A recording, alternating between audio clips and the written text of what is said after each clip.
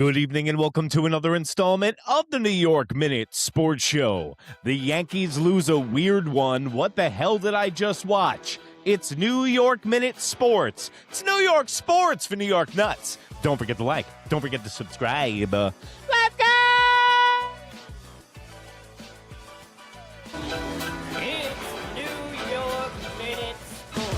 Well, there you have it, folks. Welcome to another installment of the New York Minute Sports Show. Don't forget to like, don't forget to subscribe, and don't forget to visit the New York Nuts merch store. That's the beautiful blue line underneath the video. All the shirts you see during this show are made in the USA, just like yours truly. But what a funky baseball game we just watched in Sacramento, and the Sacramento A's win 6-4. But the Yankees finally had a little nappuccino. It seems like they woke up in the ninth inning, and they made it really interesting.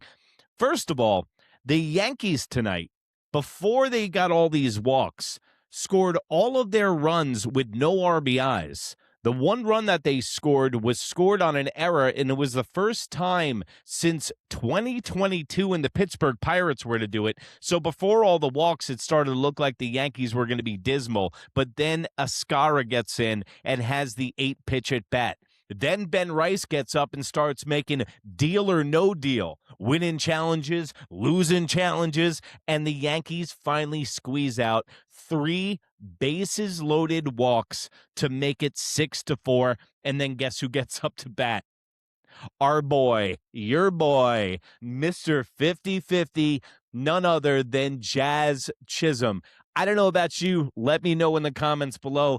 As soon as I saw Jazz, I go, please do not swing at anything. And then I start thinking, he's going to get struck out looking because Boone probably told him, don't take the bat off your shoulder. Then what does he do? He lines out to the first baseman to end the game. So it was too little, too late for the New York Yankees today. And you know what? Before this all happened in the ninth inning, the Yankees played like dog shit. But you know what? The story for me today in this game was none other than Weathers. He goes 6.5 innings, 6 hits, 5 earned runs, 3 walks, 10 strikeouts, and yes, 107 pitches. Now, if you wake up tomorrow and you look at the box score, you can be like, Weathers had a shitty outing. Quite to the contrary. The numbers do not indicate how well Weathers actually pitched tonight. It was his MO in the beginning of the game. What does he do? Usually has a rough first inning.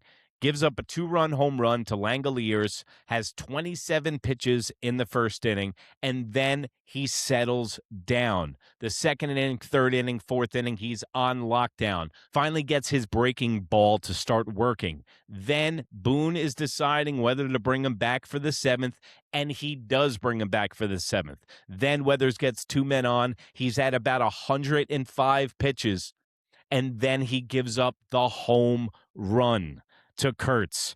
Now, a lot of people are killing Aaron Baboon Bubbles Buffoon. Wow! But I can't do it again. I don't know what's happening to me. I think I might have been abducted by aliens for the early UFO release, but I cannot pin this on Aaron Boone, and let me tell you why.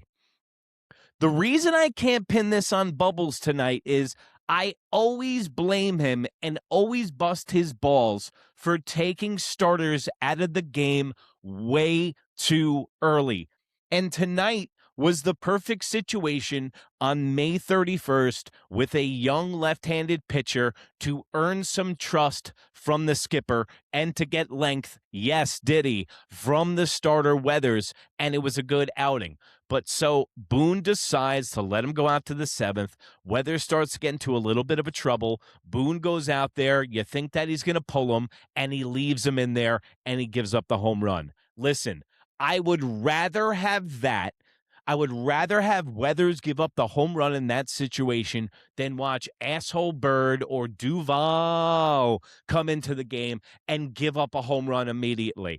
Weathers earned that spot. Weathers has been pitching very well. And you know what? Tonight's box score is not going to indicate, but that's a start and that's a performance that Weathers can build on for the future. Now, this leads me to my next point with Weathers. We do like to talk about on this channel about who is going to move into the bullpen. And in my Yankee group chat, we need a right-handed catcher. And who is going into the bullpen from the starting rotation is some of the biggest conversations. Also, let me know the conversations you're having in your Yankee group chats with your friends and let us know the most pressing issues.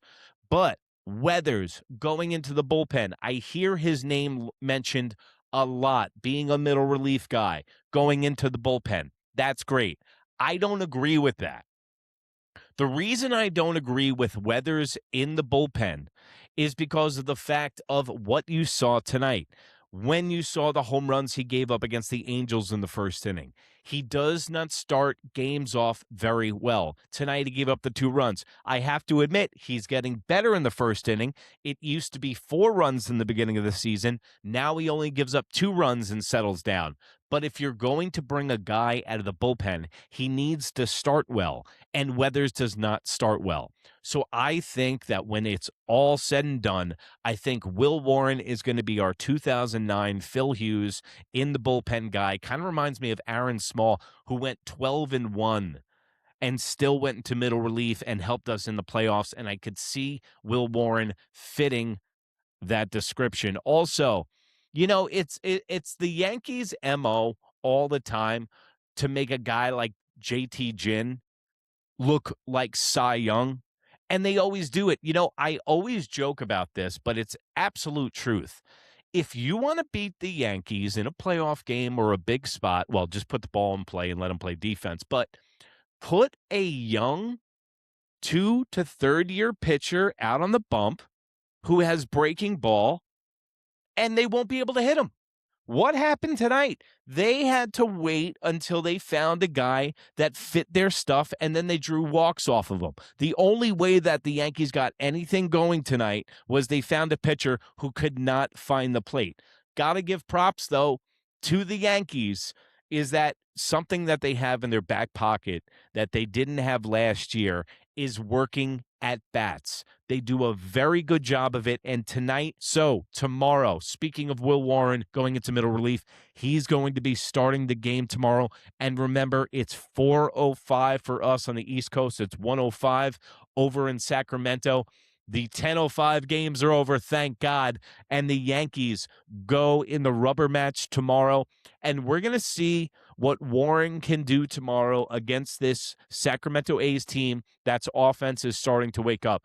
You got to admit, they don't really pitch well, but the A's can thump with anybody, and I'm really intrigued to see how Will Warren is going to handle tomorrow, because now, since Garrett Cole is back, Carlos Rodon, Cam Schlittler, now these guys are going to start running the same speed. And I even said this 2 shows again.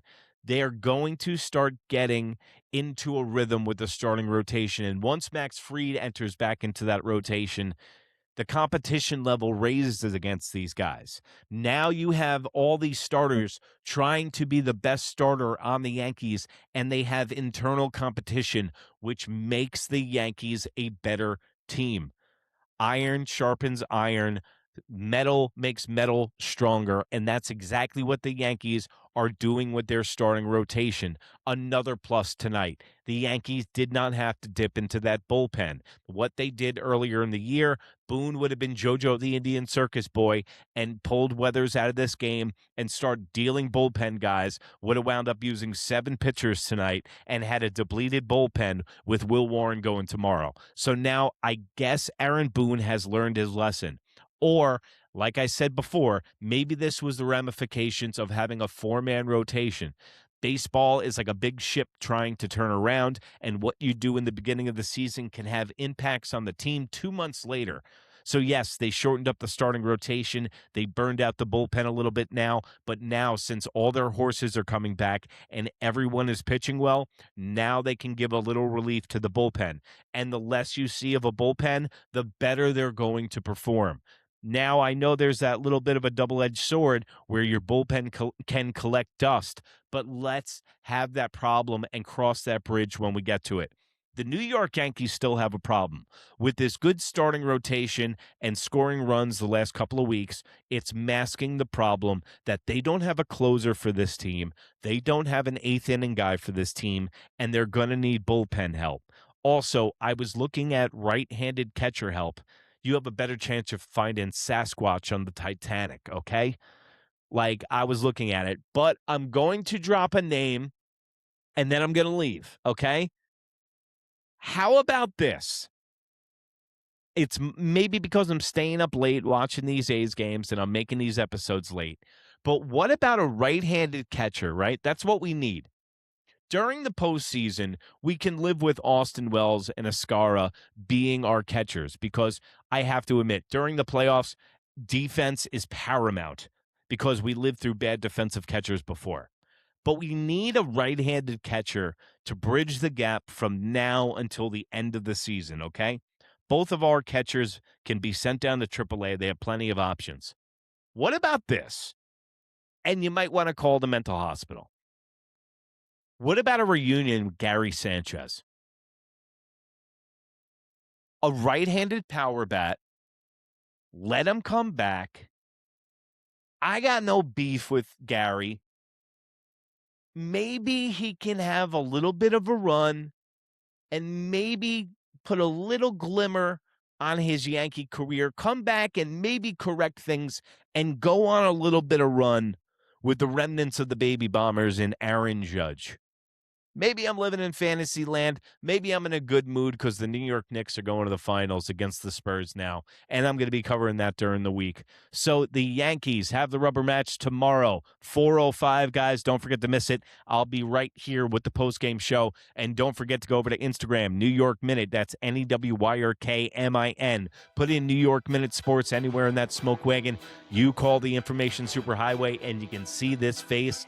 Lucky you. Also, become a New York Nut, guys. For $1.99 a month, we have exclusive content. We're going to have live interactive shows for you guys. And what can you buy for $1.99 a month? Absolutely nothing nowadays. So get some good quality content from us right here at New York Minute Sports. And while you're at it, becoming a New York Nut, get some good quality shirts and apparel and some beer koozies and coffee mugs from the New York Nuts merch store. That's the beautiful blue link underneath the video. Guys, we got some great stuff. You're going to love the way you look. I guarantee it. And remember, if you can't be good, be bad, baby. Good night, Canada. Lost a heartbreaker tonight, the Toronto Blue Jays. Bye. Yeah. That's your boy. So You said he was. Goodbye. That's my boy.